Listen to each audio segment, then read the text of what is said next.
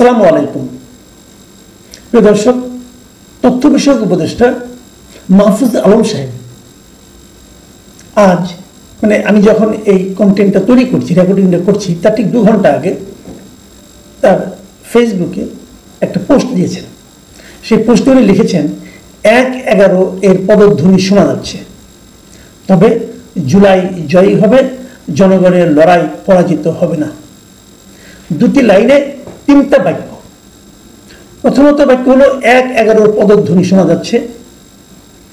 এই যে পদধ্বনিটা শোনা যাচ্ছে, এটার ভিত্তিটা কি? কিভাবে উনি বুঝতে পারলেন যে সে পদধ্বনি শোনা যাচ্ছে? সেই পদধ্বনির শব্দটা উনি কিভাবে শুনলেন, অথবা কোন ঘটনার কারণে উপলব্ধি করতে পারলেন যে 1-11 পদধ্বনি শোনা যাচ্ছে? আচ্ছা, 1-11 জিনিসটা কি সেটা বোঝার চেষ্টা করি। 1-11তে কি হয়েছিল? আপনাদের মনে আছে 2006 সালের নির্বাচনে, 2006 সালে যখন নাকি বিএনপির মেয়াদ শেষ হলো, তখন 2006-এর বিএনপি মেয়াদের পর তত্ত্বাবধায়ক সরকার গঠন নিয়ে একটা বিরোধ বিতর্ক তৈরি হয়েছিল। প্রথমে বিএনপি চেয়েছিল যে KM হাসানকে, উনি সর্বশেষ প্রধান বিচারপতি ছিলেন, ওনাকেই তত্ত্বাবধায়ক সরকারের প্রধান বানাবেন। কিন্তু এটা নিয়ে বাগড়া দিল আওয়ামী লীগ, এবং সেই বাগড়ার কারণে শেষ পর্যন্ত অনেক নাটক হয়েছে। অত কিছু বাদ দিয়ে KM হাসান সাহেব নিজেই সরে গেলেন, বললেন যে না ভাই, আমি বিতর্কে জড়াবো না। উনি চলে যাওয়ার পর এদিক সেদিক নানা রকম নাটকের পর প্রেসিডেন্ট যিনি ছিলেন ইয়াজউদ্দিন আহমেদ, তিনিই প্রধান উপদেষ্টা হলেন। উনি প্রেসিডেন্ট, উনি প্রধান উপদেষ্টা। এক অদ্ভুত এক তত্ত্বাবধায়ক সরকার গঠন হল, এবং সেই সরকার 2007 সালের 22শে জানুয়ারিতে নির্বাচনের ডেট দিল। এই 22শে জানুয়ারির আগে, ঠিক 11 দিন আগে, জানুয়ারির 11 তারিখে এখানে তৎকালীন সেনাপ্রধান মইনুল আহমেদ এবং অন্য যারা সেনা কর্মকর্তা ছিলেন, তারা এখানে একটা হস্তক্ষেপ করল।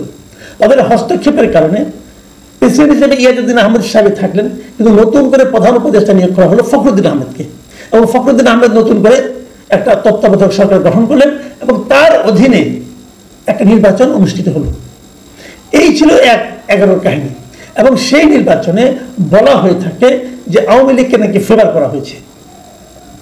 সেই সময় যারা নির্বাচন কমিশনার ছিলেন, তাদের মধ্যে আপনারা একজন চিনেনি, এই যে এখন যিনি উপদেষ্টা আছেন ব্রিগেডিয়ার সাখাওয়াত সাহেব, তিনি কিন্তু ওই সময় নির্বাচন কমিশনার ছিলেন। ওনাদের অধীনে, যে ওনাদের তত্ত্বাবধানে যে নির্বাচনটা হয়েছিল, সেই নির্বাচনে আওয়ামী লীগ বিজয়ী হয়েছিল। এখন যেহেতু আওয়ামী লীগ বিজয়ী হয়েছিল, এবং 1-11 ওই ঘটনার পর যখন নাকি ফখরুদ্দিন সাহেবদের তত্ত্বাবধায়ক সরকার শপথ নেয়, ওই সময় আওয়ামী লীগের সভানেত্রী উনি বলেছিলেন, শেখ হাসিনা বলেছিলেন যে এই সরকারটা হলো আওয়ামী লীগের আন্দোলনের ফসল। যাক, এগুলো হয়েছিল। তারপর যখন নির্বাচন হয়ে গেল, নির্বাচন হয়ে যাওয়ার পর এই 1-11 ঘটনার মাধ্যমে যে তত্ত্বাবধায়ক সরকার হলো, এটাকে দেখলাম আওয়ামী লীগের সমালোচনা করে, বিএনপিও সমালোচনা করে, দুজনের সমালোচনা করে। আবার আওয়ামী লীগ ওই সরকারে যারা নাকি এই আর্মিতে যারা এই সমস্ত কাজগুলি করেছিল, তাদেরকে নানা জায়গায় ভালো ভালো পোস্টিংও দিয়েছিল। মাসুদুদ্দিন আহমেদকে ভালো জায়গায় পোস্টিং দিয়েছিল, অস্ট্রেলিয়া রাষ্ট্রদূত বানিয়েছিল। সেগুলো পুরোনো ঘটনা, পুরোনো বেশি কিচ্ছা কাহিনী বলতে চাই না। তো সেই জিনিসটার পদধ্বনি এখন মাহফুজ সাহেব দেখছেন কিভাবে। তার মানে তিনি বলতে চাচ্ছেন যে এই অন্তর্বর্তী সরকারের মধ্যে এখন সেনাবাহিনী প্রভাব বিস্তার করবে, অথবা সেনাবাহিনী নতুন কোনো সরকার গঠনের পায়তারা করছে। উনি কি সেই কথা বলতে যাচ্ছেন?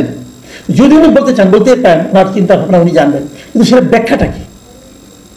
তারপরে এটা বলেছেন যে এই 1-11 হবে জুলাইয়ের বিপরীতে, জুলাইয়ের যে চেতনা তার বিপরীতে, যে কারণে সেই যুদ্ধে জুলাই জয়ী হবে, এবং জুলাইকে উনি জনগণের লড়াই পরাজিত হবে না। জুলাইকে উনি জনগণের, জুলাই জয় হবে জনগণ জয়ী হবে উনি বলতে চাচ্ছেন। জনগণ এবং জুলাইকে উনি সমর্থন করে বলেছেন, দাবি করেছেন। অতি উত্তম, আমি এটা মানতে রাজি আছি, কোনো সমস্যা নাই। কিন্তু 2024-এর জুলাই আর এখনকার জুলাই কি এক? 2024-এ এই আন্দোলনের সঙ্গে জনগণের যে সম্পৃক্ততা ছিল, এখন 2025-এর জুলাই সেই আন্দোলনের যারা নিজেদেরকে সিপাহসালার ঘোষণা করছেন, নেতৃত্বের কৃতিত্ব দাবি করছেন, তাদের কি জনগণের উপর সেই প্রভাব আছে? অথবা উল্টার দিকে, জনগণের কি তাদের উপর সেই আস্থা আছে? তারা কি আগের মতো নিবেদিতপন আছে, নাকি তারা নিজেদেরকে নিয়ে চিন্তা করছে, নিজেদের আখের গোছানোর চেষ্টা করছে, এবং এটা করতে যেয়ে বারবার ধরা পড়ে নানা ধরনের ন্যাক্কারজনক ঘটনা জন্ম দিচ্ছে? মাহফুজ আলম সাহেবকে সেই বিষয়টা বুঝতে হবে। যাই হোক, এই যে উনি দিয়েছেন এটা, এই স্ট্যাটাসটার পরে আমি দেখলাম এই স্ট্যাটাসটার মধ্যে 22,000 লোক রিয়েক্ট করেছে, তারা রিয়াকশন দিয়েছেন, নানা রকম রিয়াকশন দিয়েছেন, 24টা কমেন্ট করেছে, এবং 3100 লোক এই স্ট্যাটাসটাকে শেয়ার করেছে। আমি একটু রিয়াকশনগুলোর ক্যারেক্টার আপনাদের একটু বোঝাতে চাই, কারণ হয় কি রিয়াকশন যদি আপনি বুঝেন তাহলে বুঝবেন মানুষের কীভাবে মূল্যায়ন করছে। এখানে হাহারি রিয়েক্ট করেছে 12,000, লাইক রিয়েক্ট করেছে 8,400, আর কান্না রিয়েক্ট করেছে 2,300, অন্যান্য কিছু হয়েছে। লক্ষ্য করুন সবচেয়ে বেশি রিয়াকশন করেছে হাহা। হাহা রিয়েক্টটাকে মানুষ আসলে নেগেটিভ অর্থে ধরে, তার মানে ওনার এই বক্তব্যটাতে অনেক মানুষের হাসি পেয়েছে। মানে এটা অনেকটা কিন্তু আনন্দের হাসি নয়, এটা অবজ্ঞার হাসি। এরকম হাসি দেওয়ার লোকের সংখ্যা বেশি হয়েছে। এখন এটা কেন হয়েছে এই ব্যাখ্যা দিতে পারবো না। এবং এটা নিয়ে অনেকে প্রশ্ন করেছেন যে আপনি এটা অর্থটা আসলে কি। তখন উনি আবার ওই পোস্টের নিচে একটা ব্যাখ্যা দিয়ে একটা পোস্ট দিয়েছেন, এবং সেখানে উনি বলেছেন যে 1-11 পদধ্বনির কথা কেন বলছি, এটা বলে নিয়ে উনি বেশ কয়েকটা পয়েন্ট এখানে দিয়েছেন। আমি সেরকম কয়েকটা পয়েন্ট নিয়ে কথা বলবো। যেমন ধরেন উনি একটা পয়েন্ট দিয়ে বলেছেন যে পুরনো অর্থনৈতিক এবং কালচারাল বন্দোবস্ত ফিরিয়ে আনার তোড়জোড়, যার পথ ধরে আওয়ামী লীগকে ফিরিয়ে আনার পথ প্রশস্ত হবে। এটা কিন্তু একদম, আমি কিন্তু এটাকে ভুল বলছি না, বাট এখানে একটু আমার কাছে মনে হচ্ছে যে এই যে বললেন যে পুরনো বন্দোবস্ত ফিরিয়ে আনার তোড়জোড় হচ্ছে, এই জায়গাটাতে আমার আপত্তি। তোড়জোড়টা কে করছে? আসলে তোড়জোড় কিন্তু দেখেন, তোড়জোড় করার মতো লোক খুব বেশি একটা নাই। এই যে হচ্ছে যে নতুন বন্দোবস্তের কথা বলে আপনারা এসেছেন, কিন্তু মাথায় রাখবেন সেই নতুন বন্দোবস্তের গত 1 বছরে আপনারা কি দেখাতে পেরেছেন বলেন তো? একটা বছর আপনারা এখানে নতুন বন্দোবস্ত দেখানোর জন্য সময় পেয়েছেন, একটা ছোটখাটো একটা দেখাতেন। আপনি কি দেখাতে পেরেছেন? আপনি কিছু দেখাতে পারেন নাই। আপনি পার্ট অফ গভর্নমেন্ট হয়েছেন, সরকারের অংশ হয়েছেন, সরকারের অংশ হয়ে আপনি নতুন কি দেখাতে পেরেছেন? আপনি একটা মন্ত্রণালয়ের দায়িত্ব পেয়েছেন, তথ্য মন্ত্রণালয়ে বসে আপনি এমন কি দেখাতে পেরেছেন যাতে নাকি আমাদের মিডিয়া এবং তথ্য মন্ত্রণালয়ের মানে অধীনে যে সমস্ত প্রতিষ্ঠানগুলো আছে সেগুলোতে বিরাট কোনো বৈপ্লবিক পরিবর্তন এনেছে? আপনি কি পেরেছেন? আপনি কিচ্ছু পারেননি। আপনার কলিগরা কি পেরেছে? তারাও নতুন কিছুই দেখাতে পারেনি। অনেকে বলছে সরকার তো চলছে আগের মতোই, যে সরকার চলছে আগের মতোই, তারা কেন মুখে নতুন বন্দোবস্তের কথা বলে? লজ্জা করে না? আবার এখন নিজেরা পারছেন না, অন্যের উপর তার অজুহাত দিচ্ছেন, অন্যের উপর দোষ চাপাচ্ছেন। কার উপর দোষ চাপাচ্ছেন?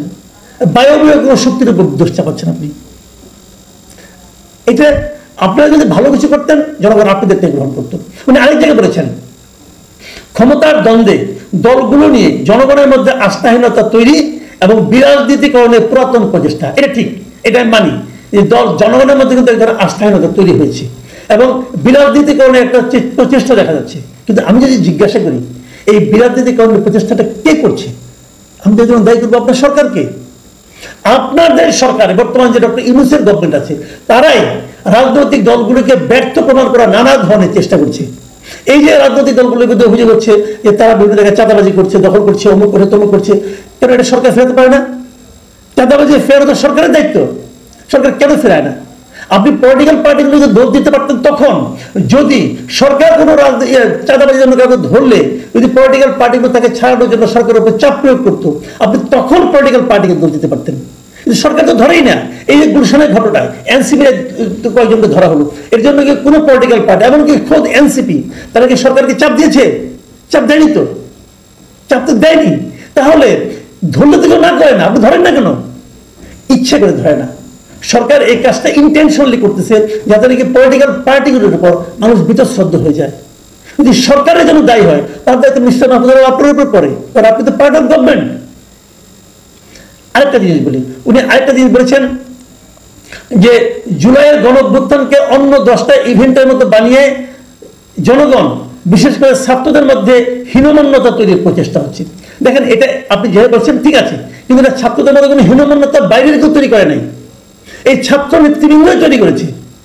এই এনসিপি, বৈষম্যবিরোধী ছাত্র আন্দোলন, এরা যারা আছে এরাই এদের যে নেতৃত্ব, সেই নেতৃত্বের লোভ, দুর্নীতি এবং ব্যর্থতার কারণে এই মানে হীনমন্যতা এবং এই বৈষম্য তৈরি হয়েছে।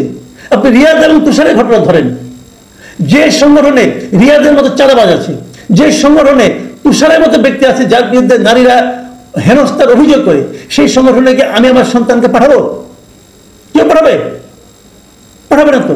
তুষারের বিরুদ্ধে কি অ্যাকশন নিয়েছে এনসিপি? যদি না নেয় তাহলে সেখানে এই তাদের প্রতি মানুষের হতাশা, অনাস্থা আসবে। এর জন্য কি অন্য কেউ দায়ী নাকি তারাই দায়ী?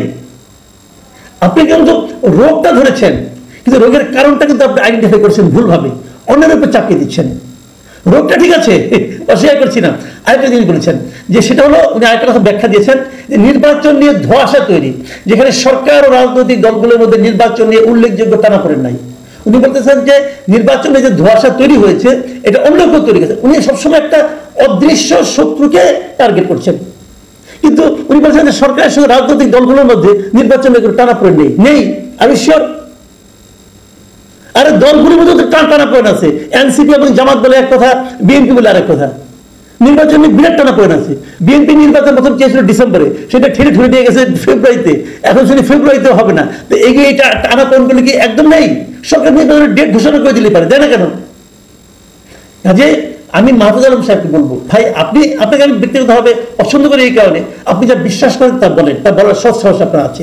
কিন্তু বিষয়গুলি কি আপনি ঠিকই ধরেছেন, পয়েন্টগুলো ঠিক আছে, আপনি যুক্তিগুলো ঠিক আছে, কিন্তু আপনি যাকে কারণ হিসেবে দেখাচ্ছেন, আপনি প্রত্যেক জায়গায় কারণ হিসেবে দেখাচ্ছেন একটা অদৃশ্য শত্রুকে। এখানে অদৃশ্য শত্রু নয়, শত্রু দৃশ্যমান। তারা হলো ছাত্র নেতৃত্ব, যা নাকি সংকীর্ণ পথে হাঁটছে, যা নাকি সাময়িক লোককে অতিক্রম করতে পারছে না। রিয়াদ বলেছিল কোর্টে যে গরিবের ছেলে টাকা দেখে মাথা খারাপ হয়ে গেছে। একই ঘটনা আপনাদের যে ছাত্র নেতৃত্ব আছে তাদেরও হয়েছে। এই বয়সে যে ধনীর ছেলেও হয়, এত টাকা একবারে দেখে নেই, সে তার বাবা দেখতে পারে, সে দেখে নেই, এদের টাকা দেখে মাথা খারাপ হয়ে গেছে ছাত্র নেতৃত্ব। আর আপনার সরকার, যে সরকার এনজিও এবং বিদেশি দ্বারা প্রভাবিত, তাদের এই দেশের প্রতি কোনো দায়বদ্ধতা নাই, কোনো ভালোবাসা নাই। তারা এখানে অবসর বিনোদন করতে এসেছে। পারলে তাদেরকে ঠিক করেন। প্রিয় দর্শক, এখন এই পর্যন্তই।